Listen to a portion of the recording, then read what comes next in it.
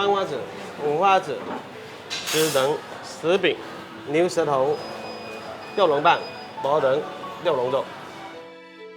呢一啲令到人眼都突埋嘅術語，就係潮汕人喺食牛肉火鍋嘅時候，經常都掛喺嘴邊嘅名詞。只要一口鍋同一瓶水，潮汕人就可以將牛嘅本色烹調出嚟。潮汕牛肉火鍋是因為上個世紀來自於一種東南亞的醬料，演變到現在的清湯牛肉火鍋。上世紀30-40年代，潮汕假商下南洋謀求生計，將當地嘅一種辛辣香鹹嘅味道醬料沙爹醬帶咗返家鄉，並且按照潮汕人嘅喜好調製出全新嘅香醬沙茶醬。老一輩嘅潮汕人將沙茶醬作為湯底喺度煠牛肉，從此奠定汕頭牛肉火鍋無醬不食嘅風格。我直明一啤㗎，直明一試下落嘅，呢幾多再落嘅搦，依個搦啊，依個我搦自動就試下落。39歲嘅林海平係牛肉火鍋行業入邊最年輕嘅老師傅，佢同兩個志同道合嘅伙計打破咗汕頭牛肉火鍋走出潮汕就變味嘅定律。喺10年間，從一名市場切肉工蛻變成為火鍋連鎖店嘅負責人。你現在隨便拿一塊肉來，100%可能跟你說出這塊肉是來自於這一頭牛的哪一個部位、年紀、大小，還有什麼品種，我都能跟你說出來。喺15年前，初中畢業之後嘅林海平跟隨住大哥去到百合里隔離嘅市場做切肉工。其實他是一個工人，但是他是用老闆的責任去奮鬥的。他是有一個有能耐的。工字不出頭，係大部分潮汕人內心根深蒂固嘅觀念。睇住細佬工作安穩之後，林海斌決定賭一鋪，借咗1萬蚊喺市場隔離嘅小巷入邊開咗一家屬於自己嘅牛肉店。做事就要靠口碑質量，有好多客人來的時候跟我說：你有這麼好的牛肉質量，怎麼不打娃娃呢？我買了幾個爐，就這樣把娃娃給做起來。從開店賣肉到轉型做火鍋，靠嘅係誠懇同務實。人氣興旺啦，弟弟林海平亦都過嚟幫手，並且向哥哥提出咗自己嘅經營諗法。我這邊現在競爭能力這麼大，老是在這個地方，然後兩兄弟一大家子，藏在這個地方也不大行嘛。我想出去，剛好這邊2位老顧客，就東哥跟龍哥。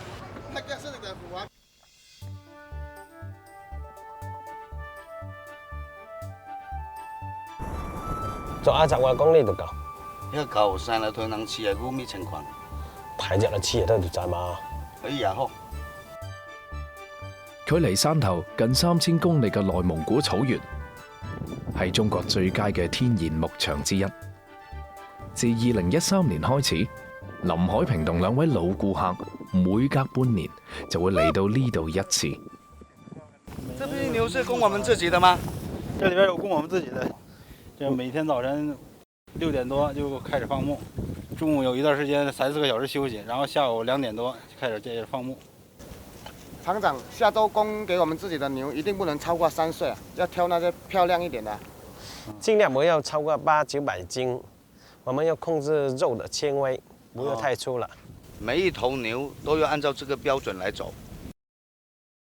我們一直呢都是在他們家吃牛肉火鍋，他們兄弟倆務實的態度感動了我們。我們都想把家鄉的美味帶出去，這就是我們走在一起的初衷。來了。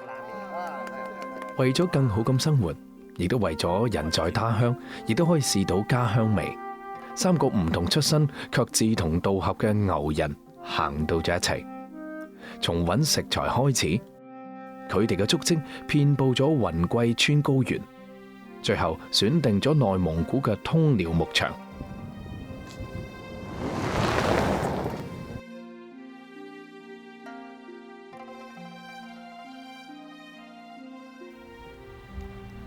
牛從3000公里外嘅牧場運送到汕頭之後，需要安頓3日。它主要是平衡一個牛的心情如果它是處於高度緊張的情況下，就會影響口感。潮汕人對牛嘅分解比工業化屠宰更加精細。一頭牛分解之後，只有30%嘅肉可以做火鍋料。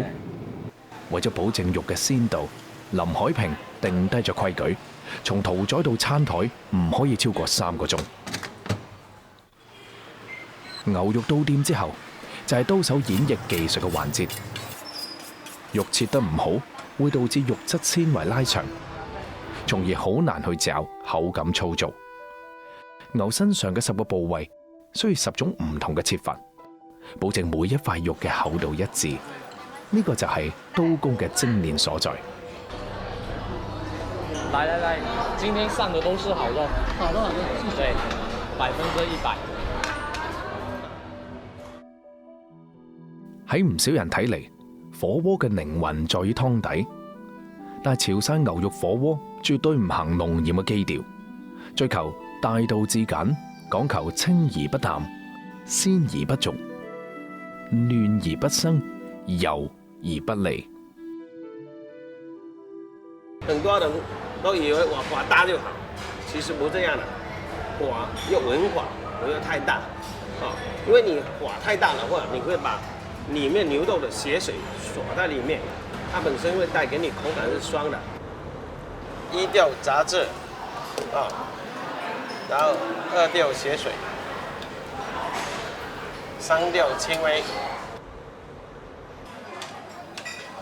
3浸3涼，過秒即粒，飲翻少許嘅沙茶醬，令到牛肉喺嘴入邊融化，唇齒之間油香四溢。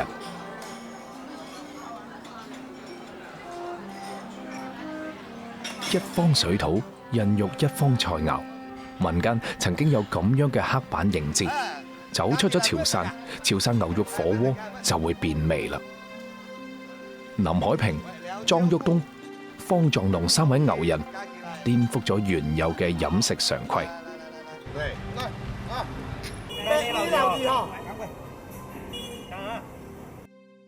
喺老廣嘅飲食菜譜入邊，食材嘅選取一貫以生、鮮、英式為上。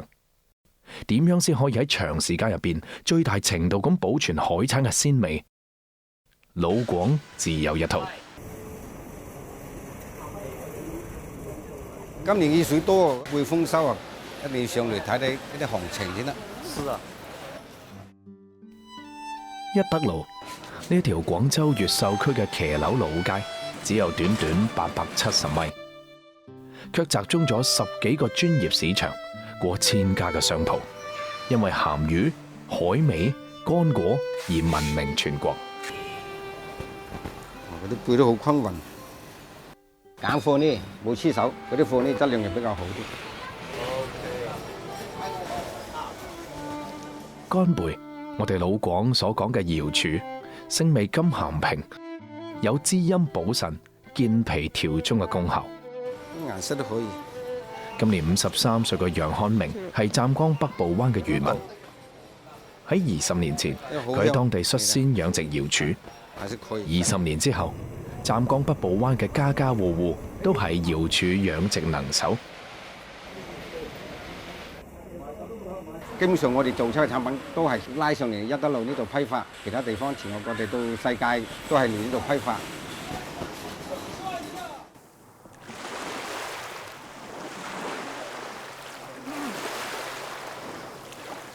5月仲夏，楊向明經常都喺入夜之前駕駛住漁船喺自家萬畝嘅貝田上面視察。今年嘅雨水啊特別多，嗰啲貝啊生長啊比較靚，貪小便宜嗰啲人就出嚟偷。今年都發現都冇見咗幾百籠都有啦。為咗減少損失，入夜前後每隔3個鐘頭，楊漢明就要駕駛住船繞海一圈。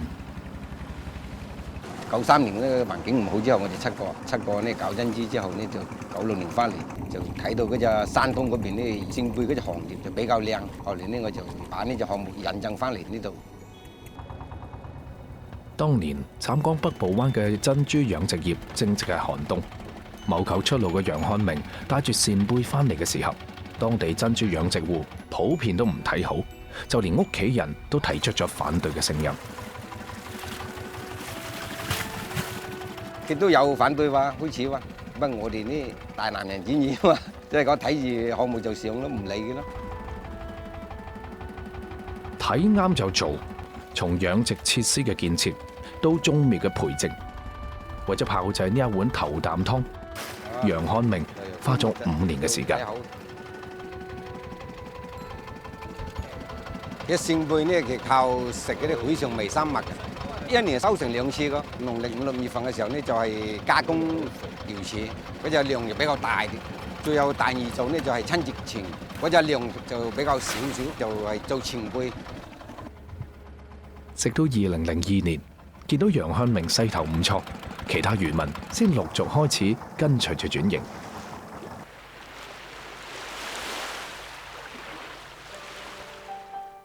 製作瑤柱分為採、開、洗、煮、曬、烘呢6個步驟，每個步驟都有明確嘅時間分配表。捕撈必須喺每日嘅退潮期嗰度進行，等到潮水開漲嘅時候，捕撈工作就要必須停止。好得啫，嗰條線測佢哋，而家12點嘅流水啱，你快啲測佢。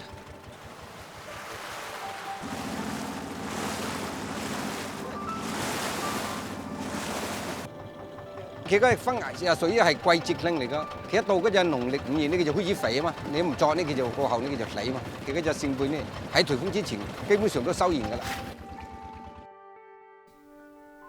將1萬畝嘅扇貝製作成瑤柱，要反反覆覆咁喺海上作業50、60日，而且前提係日日天氣都要好。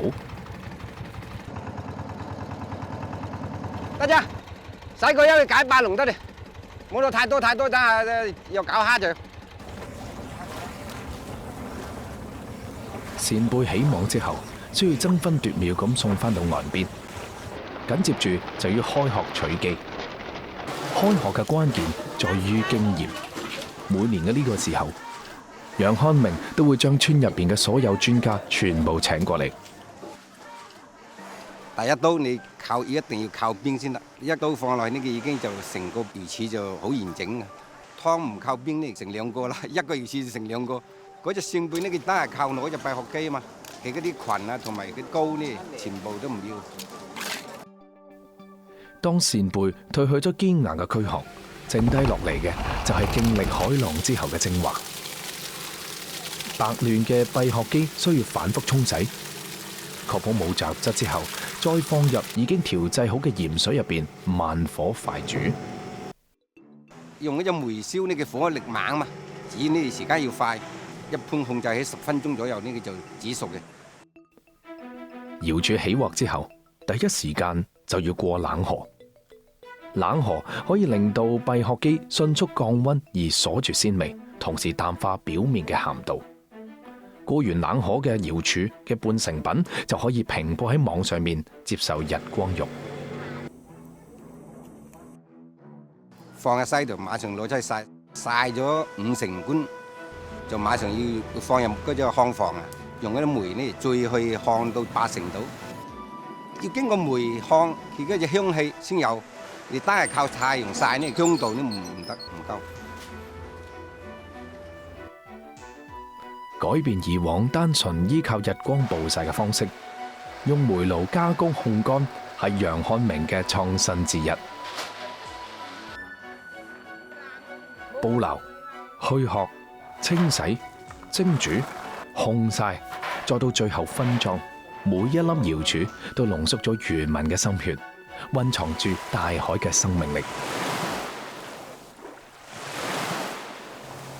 夜幕降臨，一餐簡單美味嘅家常菜就係最好嘅補償。哎，老婆大人，今日瑤柱好靚，影啲味餸出嚟。好啦。瑤柱冬瓜排骨湯係老廣嘅經典靚湯，冬瓜同瑤柱堪稱係絕配。瑤柱既可以釋放冬瓜嘅清甜，又可以令到一煲湯水濃郁鮮香。一般我下邊人都係咁煲湯啦，燉出嚟嘅湯係清甜嘅。鮮瑤柱炒冬瓜，蠔油清蒸鮮瑤柱，水煮原隻扇貝，清爽而又熱氣騰騰嘅三菜一湯，踏實而溫暖。老豆帶你過5年就把呢行業交俾你啦，你有冇有信心啊？有。呢一粒小貝殼從墨西哥灣嚟到南中國，喺楊漢明守護嘅一方水土下成長，經加工之後變身成瑤柱乾，最後流落喺世界各地華人嘅餐台上。食乜嘢？點樣食？無論係新食材定係老味道，折射一方水土嘅生活方式同思維方式。呢個正如係我哋老廣所講嘅對待茶葉嘅態度。料菜呢是最具飲食養生價值嘅，咱都選料精髓，煮汁非常口勁，所以咱個料菜嘅飲食嘅是個文化，伊也非常吸引人嘅。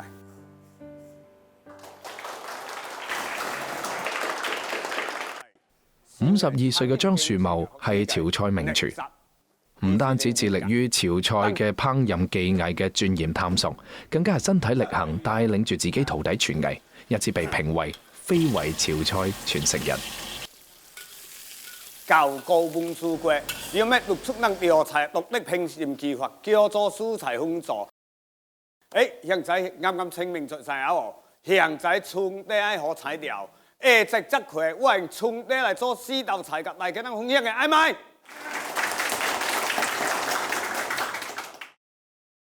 喂，永兄。丁老師你好，你好。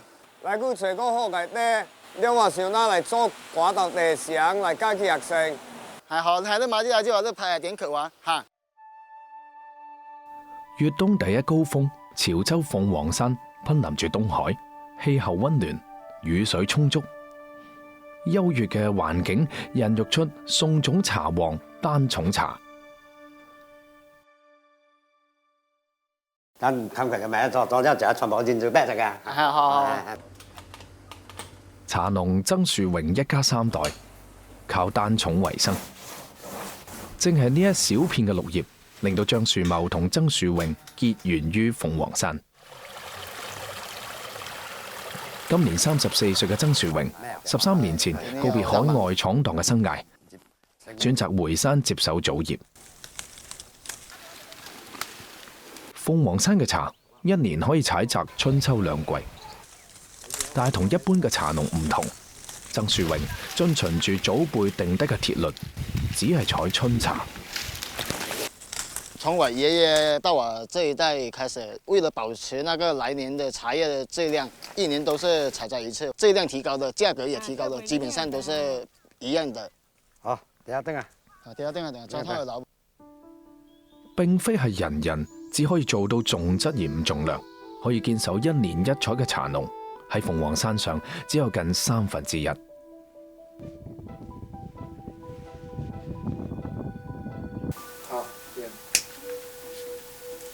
每年開採前夕，父親曾克輝都會俾自己嘅仔演繹自家製茶嘅本領。日日咁樣5年節啊，即係就傳統嘅啊，即係落隻真嘅，落入逼逼咗。我係掛住啊嚇，係，就會講咩？我掛住。差嘅，第一種青菜，要掛拍。曬青、晾青、做青、殺青、油淋、烘焙6道工序環環相扣。每道工序睇起上嚟好簡單，但係絕對唔可以掉以輕心，稍為一有疏忽就會功虧一簣。唔單止茶葉無法稱之為單叢，價格更加係一落千丈。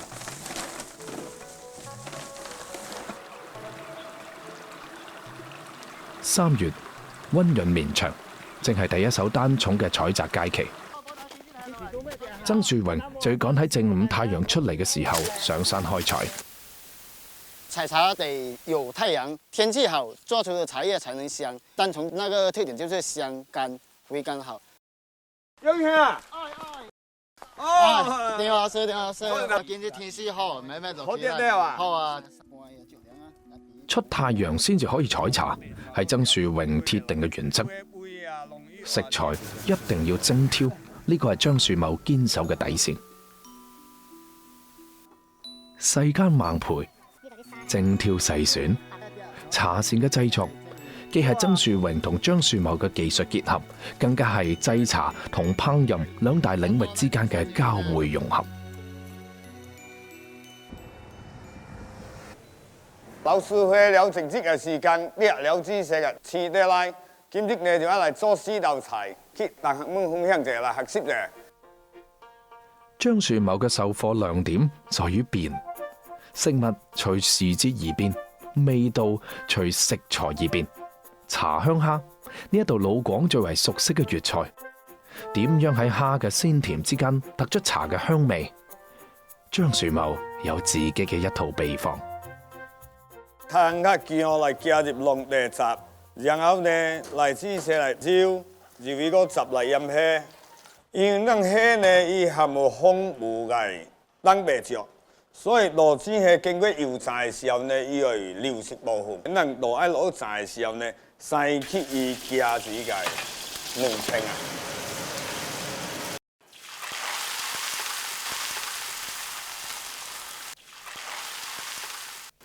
鮮要求唔單止係色、香、味、意同形嘅展現，亦都唔可以少。做隻地香蝦呢是喺獨出自嘅第一個清香。嫩茶葉過水之後剁成茶末，加入蛋白同肉碎做成單重茶羹。熱性老鴿同寒性嘅茶心鮑魚搭配成茶心燉鮑魚。茶葉剁碎，包裹喺糯米上面，做成清茶湯圓。咁樣嘅養生搭配，喺張樹茂嘅手入邊演繹得淋漓盡致。而茶入盞成就嘅茶膳，既保留茶葉豐富嘅營養價值，又帶出變化多樣嘅味道體驗。博采眾長，融合貫通，令到我哋老廣嘅味覺越發挑剔。餐台上面嘅一菜一湯一飯一肉，雖然平凡家常，但係喺當地山海田野嘅濃縮精華，漫長嘅流轉嘅生命軌跡。2017年第20號颱風啱啱走，21號颱風緊接生成。中國第一大火山島湛江瀾州島被14級颱風正面襲擊完。島上嘅漁民就開始為出海捕撈做準備。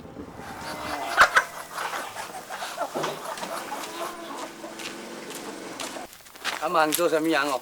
阿孟我哋就話路頭過海啦咩？先到海喲。今日晚黑過翻題，等翻題貴得苦咯，翻題應該唔貴到苦咯，咩做咩啊？冇知啊你，我都做佢就做佢家咧，我係少少。我烏仔我會加啦，當時我會加，你話識跟苦做咯，當時提好你得苦啦。哎，睇問題應該唔貴到苦。係啊，天熱苦啊，冇過啊。我就啲路一提點樣開到你苦咗咩啊？我話等下一提開得苦咯，一提點樣開到你苦。夏季嘅颱風接二連三，靠海揾食嘅譚玉色已經快半個月冇收入啦。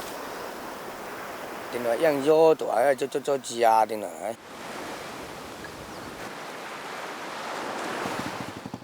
為咗緩解眼前嘅困境，喺新颱風未完全生成之前，佢想去搏一搏。我看到海可以出去咯，要去碰一下。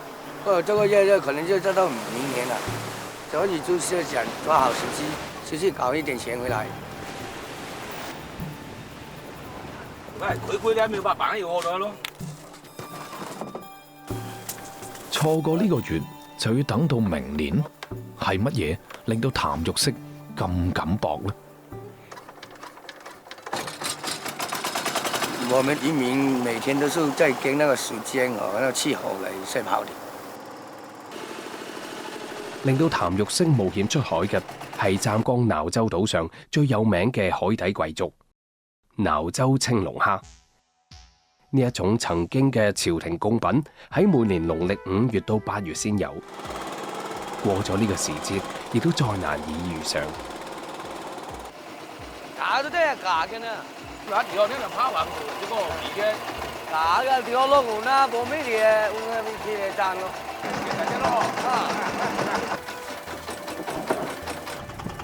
39歲嘅譚玉星已經有15年潛海捕龍蝦嘅經驗，海底捕捉嘅難度同危險不可預測，只有憑經驗應對。翻到有10幾多米水，最深的有20多米。做好準備，譚玉星潛入視線模糊嘅海底。潛水捕捉必須有人喺船上放氧氣管同觀察情況。由於颱風啱啱過，海水非常之渾濁，水底能見度唔到1米。半個鐘頭嘅海底摸索並冇發現瀾州青龍蝦嘅蹤跡。譚玉星決定浮上水面。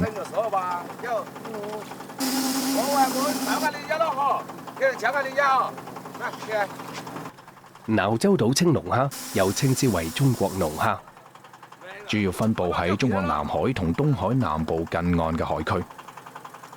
好少會判斷身嘅譚玉星今日好運門，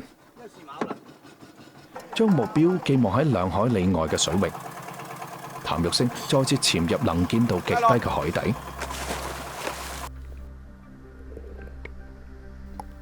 不出所料，佢發現咗瀾州青龍蝦嘅蹤影。瀾州島青龍蝦外表呈現橄欖綠色，腹部背頰上帶有白色嘅小點。大多棲息於淺海多岩礁底質水域海底，行動遲緩，唔識得游水，依靠捕捉爬行，係一種唔識自然老死嘅逆天生物。它有2個腳，那個手一定要快的，一邊手就抓腳，一拉一下給它，這邊手就要抓龍蝦了。不快，它這腳就斷了，它就跑起來。龍蝦屬於群居性生物。正如譚玉星所講，好彩嘅話，幾個鐘頭可以捉到10幾斤，甚至係幾十斤。但係由於颱風嘅影響，群居出沒嘅龍蝦數量有限。譚玉星決定今日到此為止。哇，要不給他又覺得呢？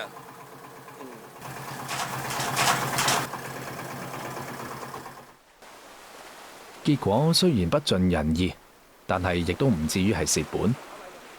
漁民嘅要求其實好簡單，可以將自然嘅饋贈順利帶上岸，已經好滿足。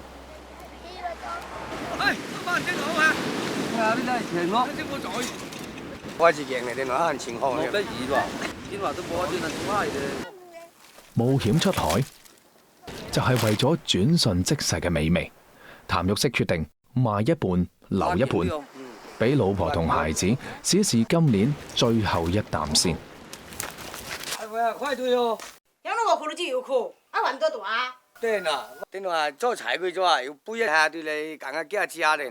雖然帶咗啲收穫翻嚟，但係妻子黃海妹嘅擔憂並唔會因此而減少。丈夫出海謀生計，妻子守候小家庭，爆香蒜蓉、葱花鋪喺龍蝦肉上，大火蒸10分鐘，滋味十足嘅龍蝦配合住清香嘅酸蔥，呢個就係瀾州島漁民嘅家常菜。而黃海妹征服丈夫未來嘅，仲有獨門秘笈，將龍蝦用薑爆炒至8成熟之後，放入白粥入邊煮20分鐘，再灑翻啲蔥花提香。呢個就係黃海妹自創嘅龍蝦粥。爸爸，你下對你見到呢對你嘅咩啫？啊，玩過嘅，我一樣要大。哇，以前喺耍咗條咧。老廣嘅飲食原則向來都係只聞味道，不問出處。好多外來菜式結合嶺南飲食習慣自成一派，雖然知名，但係揾唔到源頭。龍蝦芝士伊麵一直成為中外結合、東西融合嘅名菜。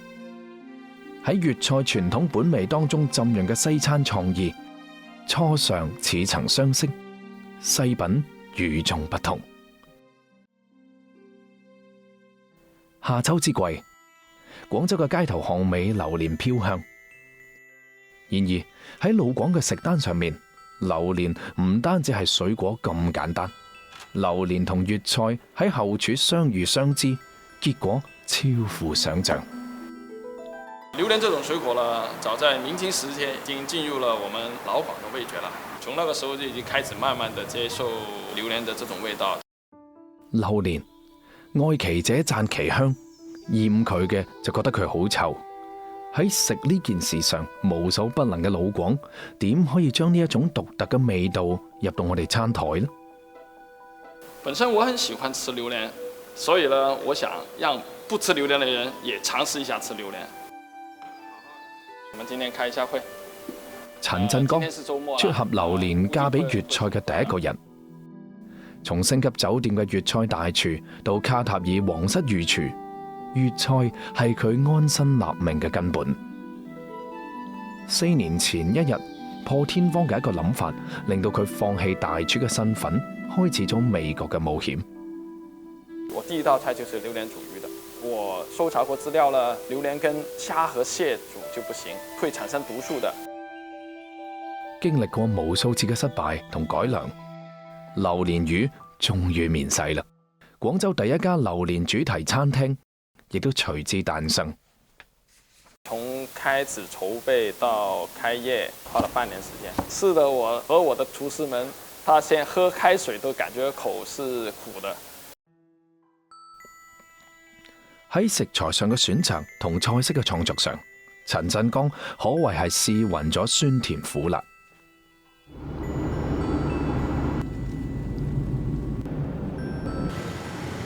為咗保證出品嘅質量，陳振剛更加係1年幾次穿梭於廣州同馬來西亞。馬來西亞人呢，從來不吃爆口的榴蓮的，因為呢，爆口榴蓮容易被細菌侵入。貓山王的榴蓮呢，都是從樹上熟了以後呢，它自己會掉下來，好大間嘅。榴蓮係馬來西亞國寶級嘅水果，被稱之為萬果之王。進入9月，夏季榴蓮嘅採摘亦都接近尾聲。呢個已經係陳振剛今年第3次出現喺呢度。嗨，龍哥，哎呀，我想了解一下今年的榴蓮的收成怎麼樣？今年榴蓮收成不是很好，今年雨季太多，於是它的掛個花來啊特別跌，今年的果結都不是很多。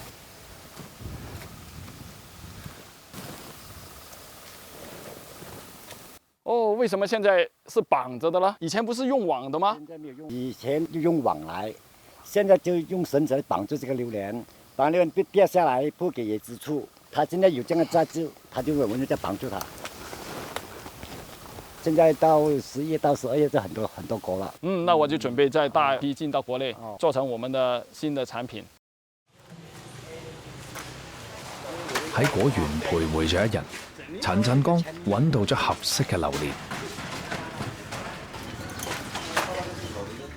豬手、雞扒、菠菜、辣椒、洋蔥。陳振剛返國之後嘅第一件事就係嘗鮮。先把油放進去，加入洋蔥下去，讓它熱一下鍋，放豬蹄下去。因為洋蔥和油令那個豬蹄會更加沒有那種豬的那個氣味。差不多的時候呢，就放那個番茄汁，然後還有那個酸梅汁。做的過程中慢慢加水，充分的讓醬汁溶解，讓豬蹄慢慢的吸收。看到它的醬汁到一定程度了，那就可以加榴蓮了。放了榴蓮以後呢，就讓它加熱大概2分鐘就可以了。榴蓮豬蹄被陳振剛取名為榴蓮骨膠原。豬蹄係粵菜嘅常用食材，陳振剛將粵式嘅燜豬蹄嘅做法進行改良，加入新鮮嘅榴蓮肉。陳振剛又嘗試將榴蓮撈到埋粵式炒飯。我嘗試了很多遍的啦，最終選擇了就是用菠菜汁和榴蓮一起炒飯。最後下的情況下呢，它的榴蓮就等於好像榴蓮把米飯包裹一樣。這個時間段下是最好的。謝謝。正宗嘅貓山王榴蓮嚟煮嘅啦，呢個榴蓮雞扒、榴蓮披薩、烤青口。以前嗰隻榴蓮咧就得個甜嘅啫，呢隻榴蓮咧個香味幼滑，確定係呢隻榴蓮係適合我哋做呢隻雞扒咧，咁我哋就按照呢個標準嚟做。OK 啊，全部按晒呢個標準做。作為一個榴蓮控，從一個菜式嘅首創到28個菜式嘅成功推出，陳振剛靠足跡打破咗空間距離，用廚藝貫穿萬水千山，編砌出老廣餐台上嘅新故事同新體驗。城市係歷史嘅鏡，食物係歷史嘅藥引，追溯族群嘅遷徙，飲食流變嘅軌跡，經緯交錯，時空參照。對於澳門嚟講，最好嘅歷史窗口就係手信店。早晨，喂，早晨，擺得麻麻地喎，執齊整啲。好。等我試試肉乾先啦。OK，試下，好靚新鮮嘅餐。OK， 好，試下。紙巾可以嗎？好未？加油！好，多謝大家。啲牌執齊整啲，跟好啲一啲嘢，整得幾齊整幾好。OK。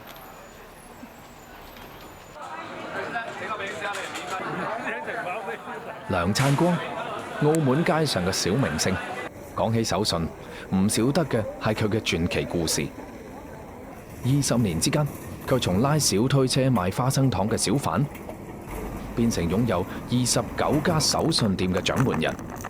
只有小巷文化嘅佢，將傳統嘅手信業推向咗頂峰，亦都延續咗老廣味貫東西嘅事業。7九年落嚟咯，好辛苦咯，捱得。做花生行啦，佢老豆啊整架車仔，2個一齊推車去賣咯。其實我係由細到大都唔希望做花生糖，即係我嘅理想咧就係做警察嘅。我嚟幫手啦！冇如願造成威風嘅警察，16歲嘅梁燦光只好接過父母嘅小推車，開啟咗佢嘅手信人生。開檔做咧，第一件事咧就係要揾靚嘅原料咯，因為以前爸爸要嘅就要平。咁但係我知道即係唔啱嗰樣嘢係，我哋做食品嘅一定要係原料要靚。花生糖係一種古老嘅漢族小食，花生嘅醇香配上糖漿嘅酥脆，令人流晒口水。點樣先可以令到傳統嘅花生糖更加之好味？係梁燦光接手之後諗嘅第一件事。傳統嘅花生糖好甜噶嘛，因為以前嘅比例咧就點樣，1份花生1份糖。咁而家後嚟我改咗點樣，係2份花生1份糖。所以其實而家好緊要就係火候啦，同埋個水分啦，每一樣嘢都有即係有考究過。主張落糖、攪拌、混合，每一個步驟都離唔開加減法嘅調配，最終改良出甜味同口感適中。糖體透明發亮，更加可以散發花生醇香嘅新式花生糖。整咗之後，客人反應好好咯，即係亦好開心咯。老實講係。每日就忙還忙，佢寧願壓縮休息時間，喺花生糖嘅基礎上，首創咗澳門軟薑糖。啲黃肉薑啊，落完薑之後咧，要煮多大半個鐘到啦。過程中就不停咁攪動，如果唔係一少少黐底咧，就成煲唔要得噶啦。攤凍咗之後就可以切得咯，撈啲椰絲落去，咁啊切一條條咁樣咯。澳門薑糖綿軟滋潤，細膩化渣，味甜帶辛。梁燦光對呢一種產品甚是得意，但喺研發過程當中，佢卻受盡咗父親嘅責備。一路做嘅過程中唔得嘅，倒計咗佢。